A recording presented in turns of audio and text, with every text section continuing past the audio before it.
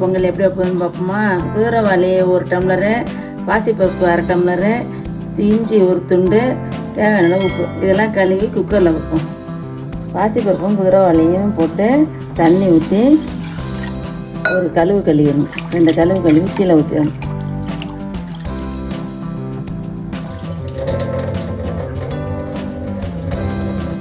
கழுவுன அரிசியை குக்கரில் போடணும்.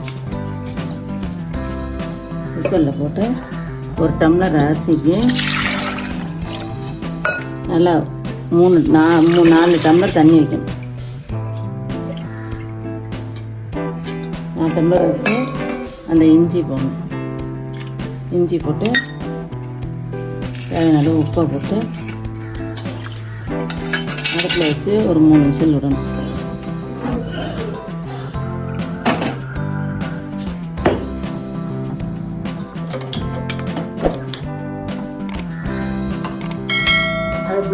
அடுப்பில் வச்சு எல்லாத்தையும் கலந்து மூடி போட்டு 3 விசில் விட்டு எடுத்தோம்னா குதிரைவாளி பொங்கல் ரெடி. 5 விசில் வந்தோடனே விசில் போன பிறகு எடுத்தோம்னா குதிரைவாளி பொங்கல் ரெடி. இதில் வந்து நெய்யும் தேங்காய் எண்ணெயும் ஊற்றி தாளிச்சு ஊற்றணும்.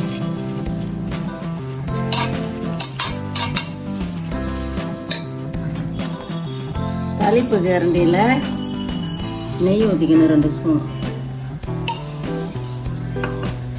நெய் சூடானோடனே கொஞ்சோண்டு தேங்காய் எண்ணெய் ஊற்றிக்கணும். அதில்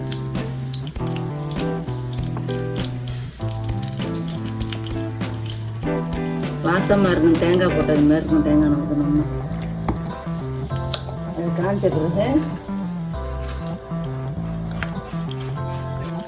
அது காய்ச்ச பிறகு ஒரு 1/2 ஸ்பூன் மிளகு போட்டுக்கணும்.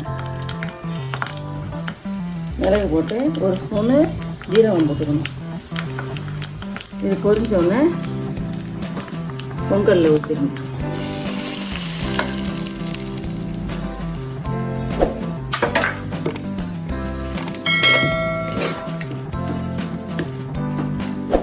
இது கிளறி எடுத்து வச்சோம்னா சுவையான குதிரைவாளி பொங்கல் ரெடி.